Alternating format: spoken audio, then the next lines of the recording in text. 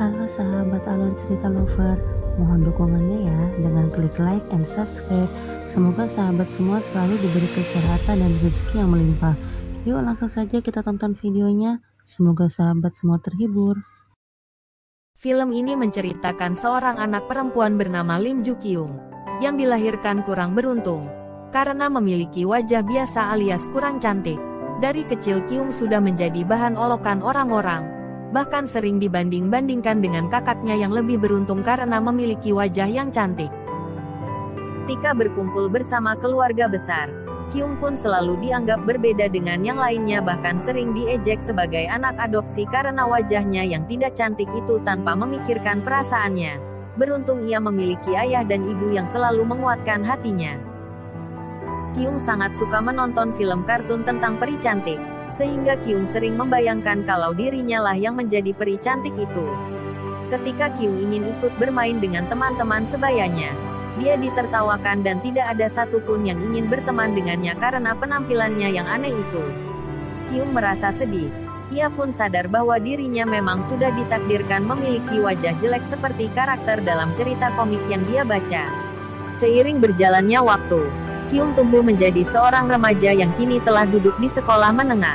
Kyung sendiri tidak memiliki teman kecuali Jo Hye-min, yang dianggap sebagai teman dekatnya, namun Hye-min selalu menghindar dari Kyung karena takut ikut dirundung seperti dirinya. Sekolah ada siswi yang terkenal cantik bernama Im Semi. Semua siswa mengaguminya.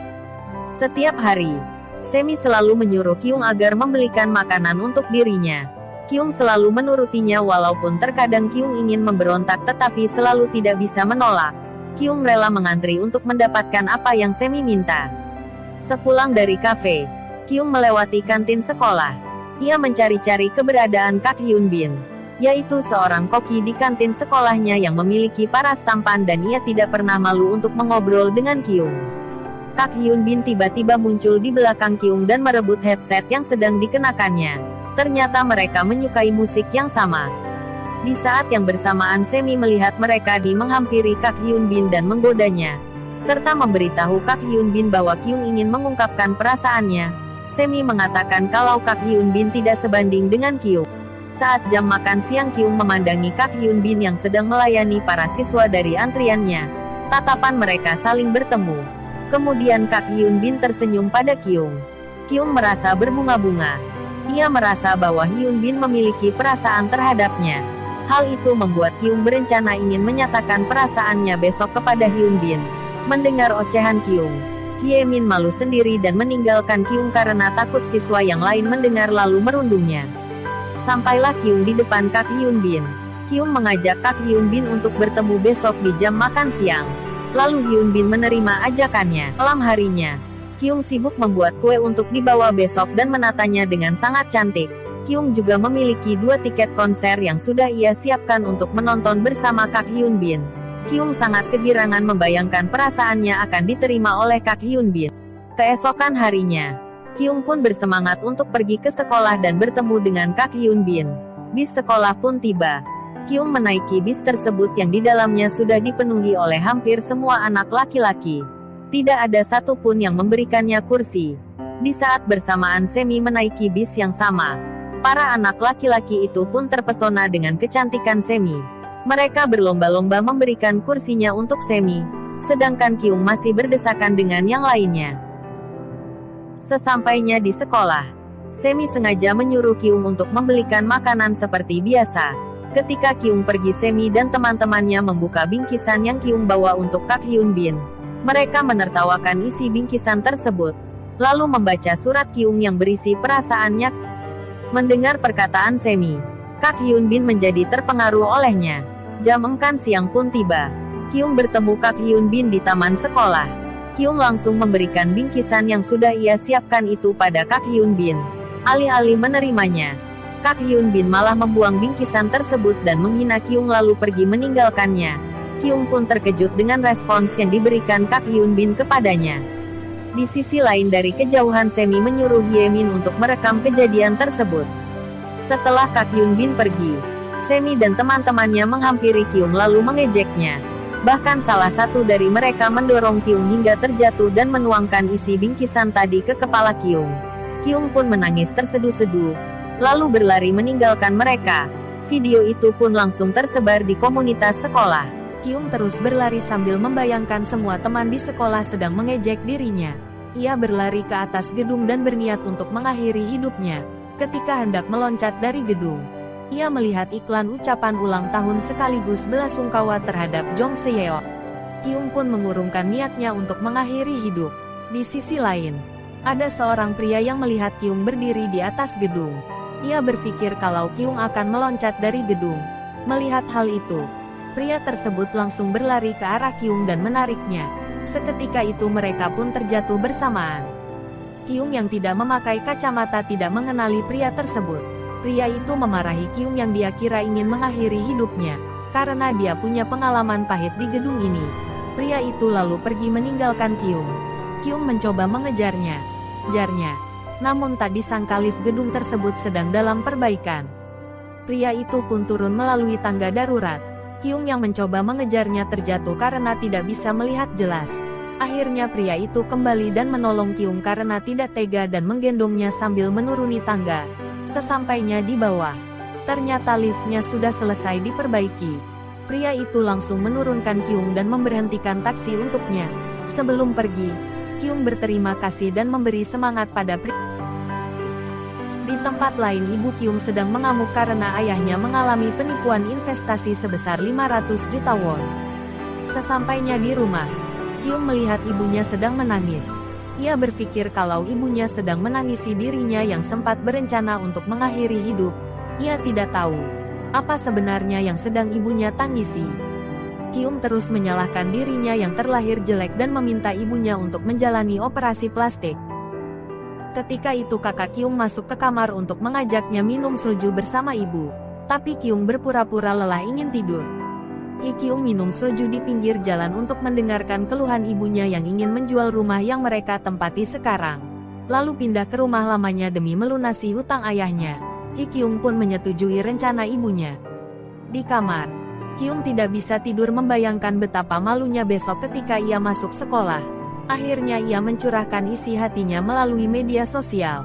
Teman-teman medsosnya memberinya semangat, bahkan salah satu dari mereka ada yang menyarankan untuk memakai riasan ke sekolah. Kyung menuruti saran itu, karena ia ingin terlihat cantik. Alih-alih ingin membuat teman-temannya kagum, ia malah membuat temannya terkejut karena riasan yang ia gunakan terlalu tebal. Teman-temannya pun mentertawakannya dan memotretnya. Kyung merasa sangat sedih. Ibu sedang menelpon orang properti untuk segera menjual rumahnya. Ketika itu Kyung baru saja pulang. Ibunya syok melihat Kyung berdiri di belakangnya dengan riasan yang tebal seperti hantu. Ia pun memarahi Kyung. Kyung merengek meminta ibunya untuk pindah sekolah.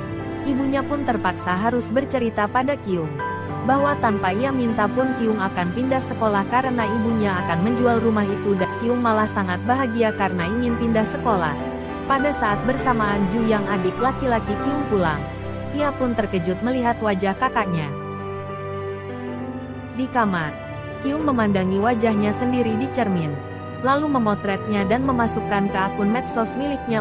Salah satu akun mengoreksi alisnya yang seperti ular, lalu memberinya link tutorial merias wajah. Kyung pun terinspirasi, lalu ia mengambil celengan dan membukanya. Keesokan paginya, Kyung pergi ke toko mencari barang-barang yang diinginkannya. Ia memasuki semua toko pakaian dan kosmetik. Di toko kosmetik, Kyung sangat bahagia. Ia merasa sedang berada di dunia peri yang penuh dengan berbagai macam peralatan kosmetik. Kyung mulai belajar merias wajah dari internet. Hasil riasan pertama masih terlalu tebal. Tapi Kyung tidak putus asa. Ia terus berusaha agar dapat merubah penampilannya.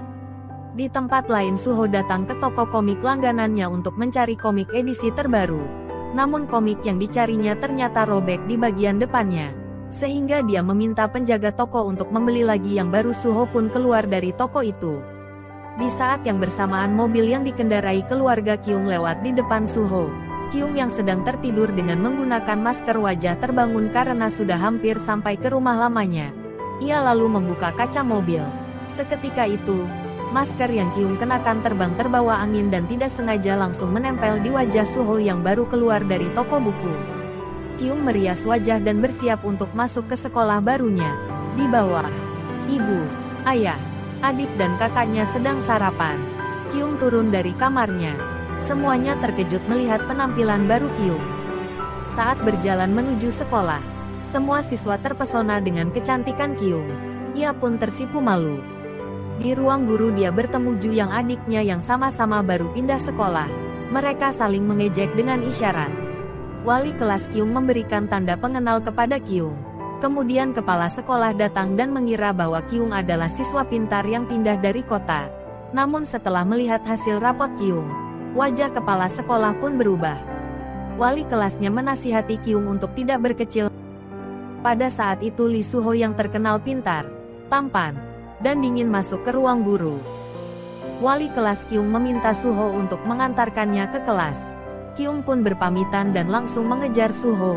Kyung yang berjalan di belakang sengaja menabrak punggung Suho yang berhenti mendadak. Kyung panik karena bedaknya menempel di seragam Suho. Ada seorang junior yang berhenti di depan Suho untuk memberinya bingkisan dan mengutarakan perasaannya.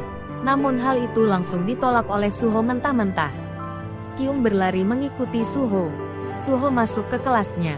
Kemudian Taehun memberitahu bahwa di punggung Suho terdapat noda. Suho langsung melepas seragamnya, lalu mencari Kyung yang ternyata sedang sibuk memperbaiki riasannya di depan kelas. Suho melemparkan jaketnya ke arah Kyung. Sontak Kyung pun terkejut. Wali kelas memperkenalkan Kyung di depan kelas. Teman-teman barunya sangat senang dan menyambut baik Kyung kecuali Suho. Pahan meminta Kyung untuk duduk di kursi kosong belakang Suah. Suah membantu Kyung menemukan halaman buku yang sedang dipelajari. Ketika jam pelajaran selesai, Suah langsung mengajak Kyung mengobrol. Kyung yang sedang merogoh kantung bajunya, menjatuhkan lipstik, kemudian Sujin yang berdiri di belakangnya mengambil lipstik itu lalu memberikannya kepada Kyung. Kyung terpesona dengan kecantikan Sujin yang tanpa riasan. Suah pun mengenalkan Sojin pada Kyung. Kyung mencoba mencuci seragam Suho, namun tidak bisa hilang. Di depan toilet Kyung bertemu dengan Suho. Suho menyuruhnya untuk membuang seragam itu dan berlalu meninggalkannya.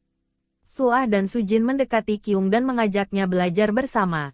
Sepulang sekolah mereka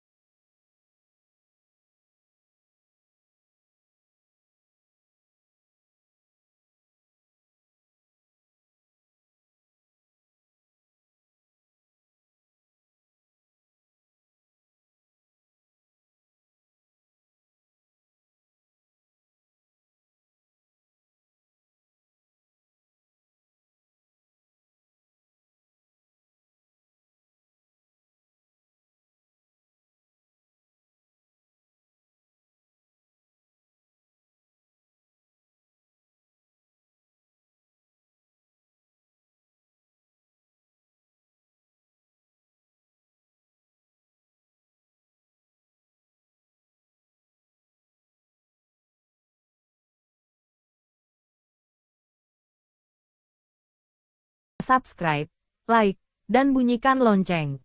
Terima kasih sudah menonton.